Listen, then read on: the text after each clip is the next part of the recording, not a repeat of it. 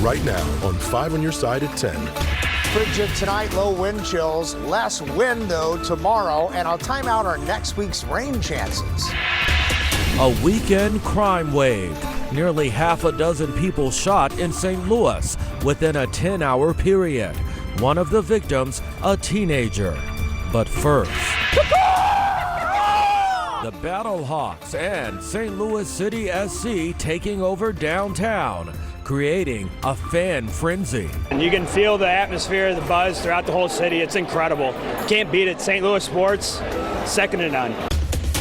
And a very good evening to you. I'm Brent Solomon. Thousands filling downtown St. Louis for the love of sports. St. Louis City SC fans celebrating a record-setting victory tonight, starting the season with 4 wins and no losses. Both City SC and the Battlehawks played at home tonight, creating quite the buzz for the STL. Mercedes McKay has more on tonight's double feature. Let's go Battlehawks, baby! From the Dome at America Center to City Park, sports fans packed downtown St. Louis on Saturday. Let's win today, both teams. This place is just getting back alive again. Some Battlehawk fans showing up as early as 7 a.m. for the 6 o'clock kickoff against the DC Defenders, enjoying food, games, and a couple cold ones. Football belongs in St. Louis. I hope that everybody out here can prove that. I mean, I love it. The Battlehawks being back is great. We've been waiting for it. Many coming back for round 2. After the team's home opener last week against the Arlington Renegades brought home a win and broke some records. I was at the Rams game when they played the Vikings, and it was almost just as loud as that, man. In that first playoff game, it was amazing. Whether they're soccer, football fans, or even both, everyone we spoke to today told us that these two teams are bringing an electric energy to downtown St. Louis. The city is buzzing. You can feel the atmosphere, the buzz throughout the whole city. It's incredible. St. Louis City SC fans packed the Pitch Athletic Club and Tavern ahead of the team's match against San Jose. You just can't explain it. Everybody gets rowdy, they go crazy, they chant. Craziness that's only going to continue as this sports town gets ready for more. Especially with opening day coming up, it's like just everything built into one month. So this entire March has been exciting. One thing's for sure, whether it's a win or a loss, this city is always going to back their teams. Can't beat it. St. Louis sports, second to none. In St. Louis, Mercedes McKay, 5 on your side. And don't worry, 5 on your side's Corey Miller will have in-depth coverage of both games coming up in sports. Let's go ahead and take a look at the upcoming schedule for our Battlehawks and City SC. The Battlehawks will be on the road for the next 2 weeks. They'll then end the season with 3 straight home games beginning April 8th. City SC goes on the road next week against Real Salt Lake. They'll return home on April 1st against Minnesota.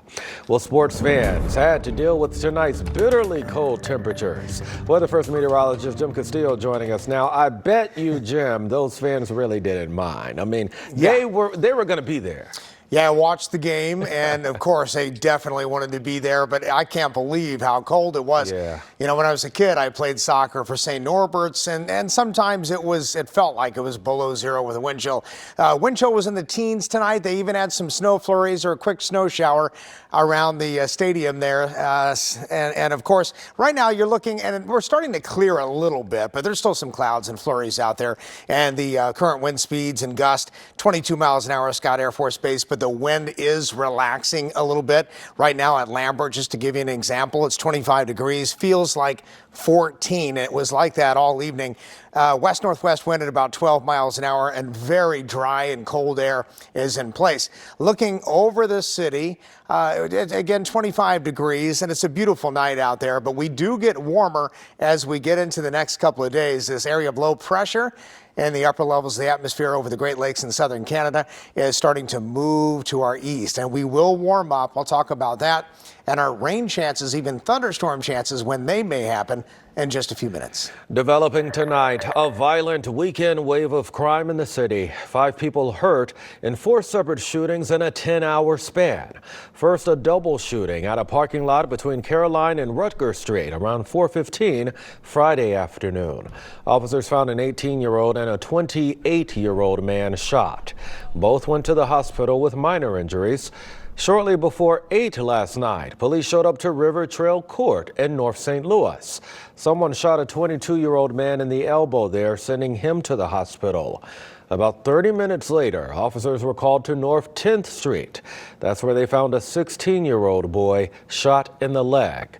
The boy told police he was standing in a parking lot when he heard several gunshots and then felt pain. He also went to the hospital. The last shooting happening at 2:15 this morning. Police say the victim was at a gas station on South Spring Avenue when two men walked up and demanded his car. When he refused, one of them shot him in the leg. Those two men ran away. Right now, investigations are underway. Tonight, a man is charged with murdering his girlfriend. Derek Dillon faces felony charges tonight in the shooting death of Adasia Jackson. Overnight, police responded to a welfare check at a home on Soria Street in Spanish Lake. They found Jackson inside the home, shot. She was pronounced dead at the scene. Charging documents say Dillon shot Jackson following an argument. She ran out of the house but didn't make it far. Dillon is accused of dragging Jackson's body back into the home, stealing her cell phone and getting rid of the gun. He later confessed to his parents and was arrested.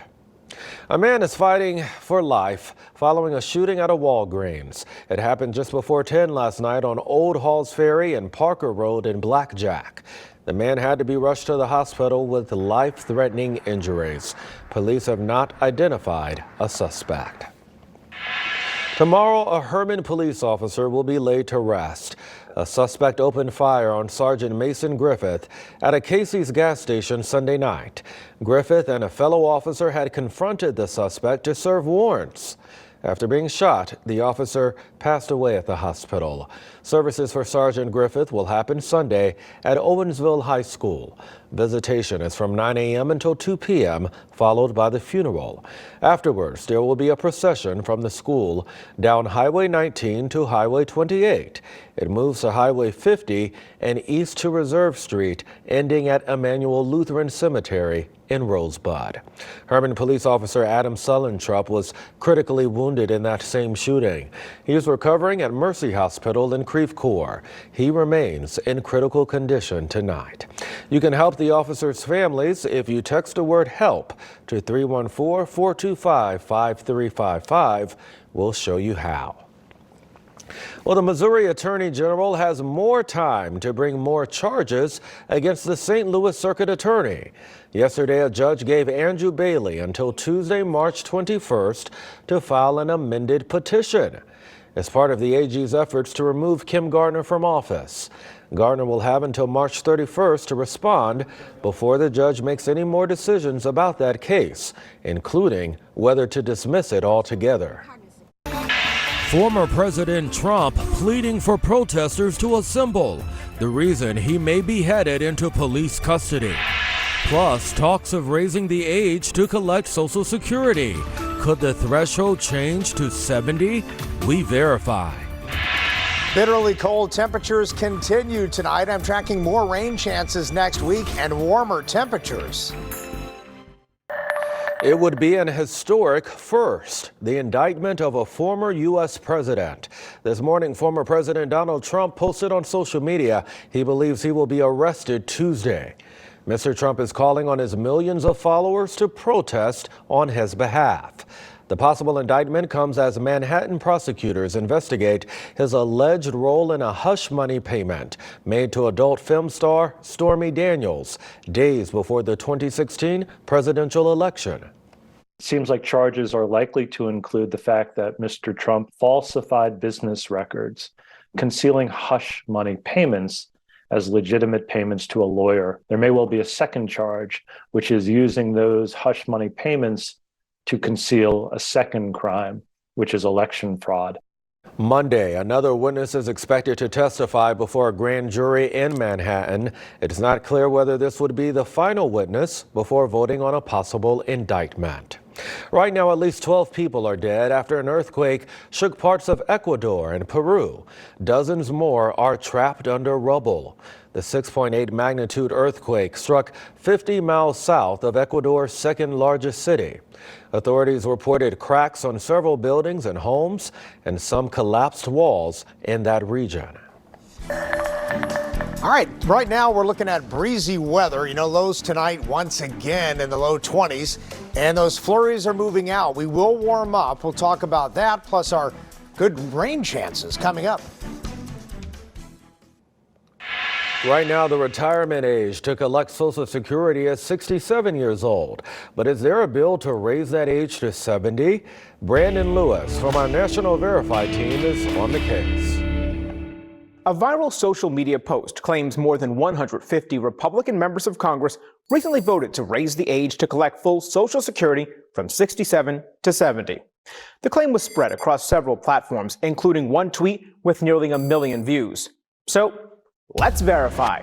Our sources are the Republican Study Committee, the RSC's Blueprint to Save America plan, and the Congressional Record. Some versions of the post list the 156 representatives who supposedly voted for the plan. We checked the Congressional Record and couldn't find any bills that the current House has voted on involving cuts or raising the age of Social Security to 70. So, where did this claim come from? We traced it back to a budget proposal that was released last year by the Republican Study Committee, a caucus of 156 House Republicans. Their Blueprint to Save America plan suggests gradually increasing the retirement age to 70 to help keep Social Security solvent. However, the plan was never turned into a bill and was never voted on by the House. It's also not clear whether it's supported by every member of the RSC. The plan was drafted by a task force of just 16 representatives. So, no, 156 Republicans did not vote to raise the retirement age for Social Security to 70. With your Verify, I'm Brandon Lewis. And if you'd like us to look into something that maybe you've heard about, email us at verify@ksdk.com. There's a new spot in Midtown to enjoy a dinner and a show. Today, the City Winery opened at City Foundry. The menu features a variety of fine wines with a full food menu. This urban winery will host live music every week. City Winery is open Wednesdays through Sundays with varying hours. Well, the St. Louis Zoo is one of the top 10 zoos in the nation. It placed 8th best in a Reader's Choice poll by USA Today. Today, the zoo is home to more than 16,000 animals of 500 different species. Better yet, it's known for being free to the public. The zoo is open from 9 a.m. until 5 p.m. 7 days a week. Henry Dorley Zoo and Aquarium in Omaha, Nebraska took the top spot in that poll. Heading now to our meteorologist, Jim Castillo, with your weather first forecast. You know, a lot of folks love the zoo, so it really is no surprise. You know what I mean? Yeah, you know, Forest Park, #1, Yep. and then the zoo, I still think it's #1, but I guess it made absolutely. 8, which is top 10, which is great. Right. How are we looking, my friend? It's cold, but it starts to get a little bit better tomorrow. So 25 right now, and here's a beautiful shot of our wonderful city here. St. Louis looking good, just really chilly, and yeah, it's one of the coldest we've been all winter, and it's the last weekend in winter, by the way. 36 for that high, but that was at 1 a.m. and then 22 for the low. We're going to do that again tonight. 57 and 37 for the averages, and nowhere near the records, but that pink area there, that purple area is moving on out of here. And that just means milder air begins to work its way in here. We're not average until Monday, and then we're above average temperature-wise for Tuesday and Wednesday. In fact, probably some low 70s in here on Thursday.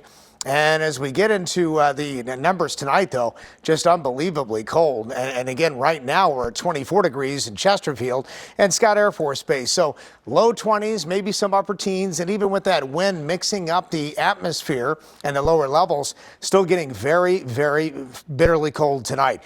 So west-northwest wind at 12 feels like 14 degrees. It was like that all evening long. And those flurries out there are moving on out. We had those around also. Wind gusts still about 22 miles an hour at Scott Air Force Base, but it does seem like it's relaxing slightly. And the futurecast wind chill in the teens until we get to late morning tomorrow. And then it's a better day as this low pressure in the upper levels of the atmosphere in southern Canada moves on out of here. Then we'll start to see this chilly weather move on out too. And those scattered snow showers and flurries are still out there, but they'll be gone in the next couple of hours here. And the futurecast for tomorrow looks like this. A lot of sunshine, in fact, and temperatures in the lower 40s in the afternoon for high temperatures. And then as we get into the 10-day forecast, let's go through this. 42 for Sunday, plenty of sunshine, light wind. 57 for Monday, spring equinox, and look what happens. Those temperatures go back up to near average, and plenty of sunshine Monday. Tuesday, a good chance of showers, 51. 65 Wednesday, still some showers around, a chance of thunderstorms Thursday. We'll have to watch that. 70, maybe low 70s, and then we're back to near 60 next weekend. So next weekend, much better and warmer than this one. Yeah, I mean, it was pretty cold today, so it's good to see a warm-up is in sight. Yeah, and staying with us. Yeah, well, we can take that. Thank you, Jim. Yeah.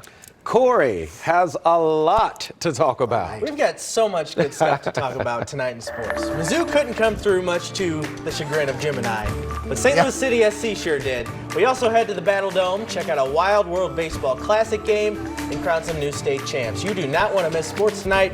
We're back in 2 minutes. The Sports Desk is brought to you by Jim Butler Chevrolet, the Midwest's #1 Chevy dealer, 10 years running. Well, due to NCAA rules, I still can't show you highlights from Mizzou and Princeton for another hour. But if you watch the game, you know there weren't many Mizzou highlights anyways, as an outstanding year came to a screeching halt against a Cinderella story. Princeton topped Missouri 78-63 to bounce Mizzou basketball from the NCAA tournament. Princeton made twice as many threes and grabbed 15 more rebounds than Mizzou in the win. Kobe Brown and Demoy Hodge only combined for 14 points. In the first year of the Dennis Gates era ends in the second round. The ending is a bummer, but Coach and his guys know they still had a special season. I've always appreciated my guys from the very, very beginning of our conversations and journey. They've done a tremendous job. They've done everything that I've asked them to do. They've done even more. But these guys gave me everything that I could ask of them. And that's what I'm most, thankful for. We weren't supposed to be here at all in the first place. We weren't even supposed to make it to the semifinals of the ACC. So, at the end of the day, we lost today, but we have a lot to be proud of. So. This 5 on Your Side St. Louis City SC coverage is sponsored by Together Credit Union. City SC looking to make history tonight if they beat San Jose at City Park. They are the first expansion team in MLS history to win their first 4 games. And this team refuses to lose. Ball bouncing around, it's Nico Gioacchini. He gets the goal. It's cold, who cares? Place is packed, and it's going nuts. Later in the first half, who else? It's Klaus, just bulldozing his way through the Quakes defense. He buries it. City SC wins 3-0. It's a clean sheet. The first ever 4-0 expansion team. Excuse my voice. The stadium's really loud. To try and get messages across, it's totally insane, but that's credit to these fans, right? So, reflecting back on the game now, initially, just very proud of this group. The energy, the excitement, the relentlessness, the ruthlessness of what we're doing. What a night in downtown St. Louis. 35,000 strong at the Battle Dome tonight. Battlehawks welcoming old friend Jordan Ta'amu in D.C. to town. Look at this catch. That's A.J. McCarron to George Campbell. My goodness, 2012 D.C. in the second half. Coming up, it's a long bomb. McCarron to Stephen Mitchell Jr. from 50 yards out. Battlehawks are still alive. They were behind pretty much this whole game. Final drive. Battlehawks need 8 to tie, but McCarron is picked off. D.C. wins 28-20. St. Louis is now 3-2 on the season. Look, we bounced back. We're 3-2. We're in good shape. I'm confident in our team. I know they're going to bounce back. I'm going to push it, put it on me, to just work through it another week and bounce back. We've been pretty resilient so far this season in games, and now we got to be resilient coming off a loss. Cardinals and Tigers today in Jupiter, and some tough decisions coming for that man, Ollie Marmol, soon. Taylor Motter, he brought the power. This was the second of his 2 bombs for the Cards today. And Dylan Carlson added some insurance with this 2-run blast, his 3rd of the spring. Cardinals beat the Tigers 8-4. Now to the crazy baseball game today. World Baseball Classic, Goldie and Team USA, an elimination game against Venezuela. Here's Goldie driving in Mike Trout. USA up 2-0 early. They lost the lead back and forth. I can't even explain. A lot went on, but this got it back. Trey Turner, a grand slam. Miami loses its mind. USA wins 9-7 to advance to the semifinals tomorrow against Cuba. Well, it is the last night of the high school basketball season, and we've got some new state champs to crown. Let's check out the action down in Springfield. An all St. Louis matchup at Class 5. Ladue against Cardinal Ritter. The Rams were behind most of the game, but never gave up. This 3 from Sam Goldner, that made it a 6-point game. But Ritter pulled ahead late for good. Nashawn Davis with the slam. Cardinal Ritter wins 65-54. It's their 10th state championship in program history. Congrats to the Lions. Well, 10 years ago, the Lutheran St. Charles girls won a state title. Today, they tried to do it again against Carl Junction. This was tense the whole way. Chloe Reed, she gets it to go from 3. And then Kennedy Stowers puts the Cougars up with 30 seconds left. They would finish it off. Lutheran St. Charles wins 44-39. They are the girls' Class 5 champions. It was history for Incarnate Word today. They beat Rockbridge 57-30 for their 6th straight state title, their 13th state title overall. It also just happened to be the program's 100th consecutive win. Yes, you heard me, 100. Complete dominance once again from the Red Knights. Oh my goodness. Are you? Yeah, catch your breath, my friend. Catching my breath. I wish my Tigers would have been better. That's all right. But you know what? That coach, he seems to be nicer to the guys when they've lost. He's the right guy. Have you noticed that? I have noticed that. Yeah. He's always the same, cool, calm, collected. This is his first year they get to the second round. They are in good hands with Dennis Gates. I get it. I get it. All right. Thank you, Corey. Yeah. Well, Jim. Cold. We want to warm up. That's what we really want. Starting tomorrow, about 42, but then we get much better. No more 30s or 40s after tomorrow. All right, we love it. Have a great night.